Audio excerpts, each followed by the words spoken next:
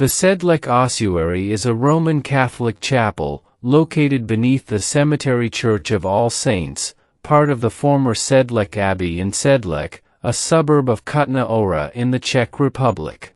The ossuary is estimated to contain the skeletons of between 40,000 and 70,000 people, whose bones have, in many cases, been artistically arranged to form decorations and furnishings for the chapel. The ossuary is among the most visited tourist attractions of the Czech Republic, drawing over 200,000 visitors annually. Four bell-shaped mounds occupy the corners of the chapel.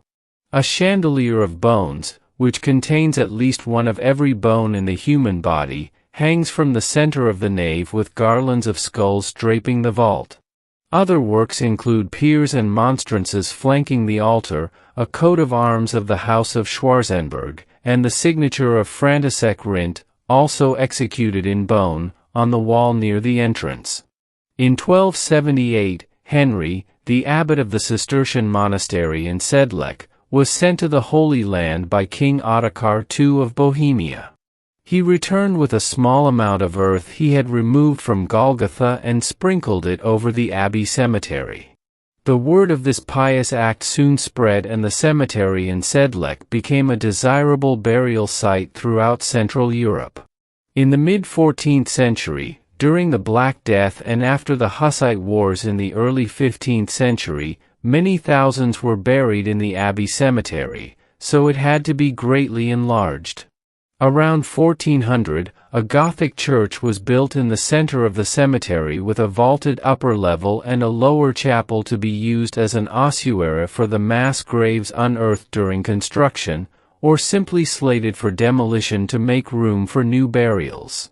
After 1511, the task of exhuming skeletons and stacking their bones in the chapel was given to a half-blind monk of the order according to legend.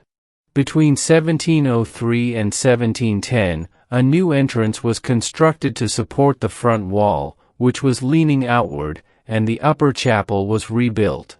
This work, in the Czech Baroque style, was designed by Jan Santini Achel.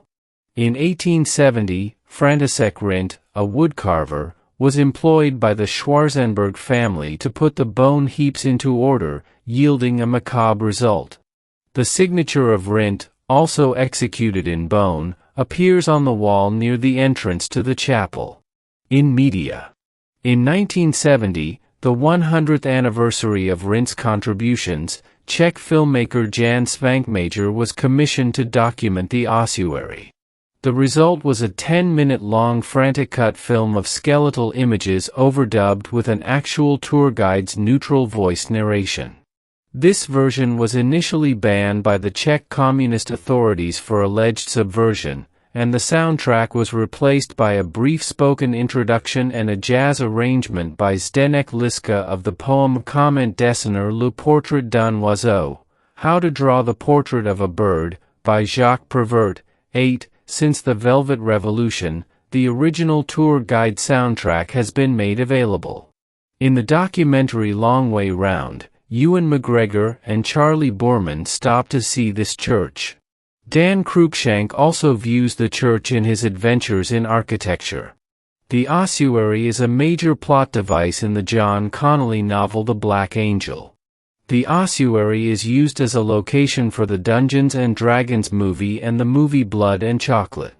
In April 2002, German author Jason Dark featured the ossuary in issue 1240 Das Nochenkrias of his long-running dime novel series Geisterjäger John Sinclair.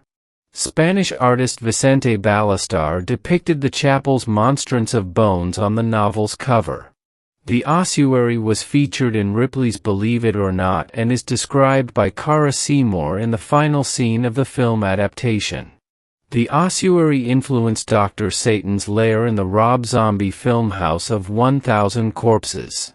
The ossuary appeared on two versions of The Amazing Race, The Amazing Race Australia 1 and Ha Merit's La Million 2.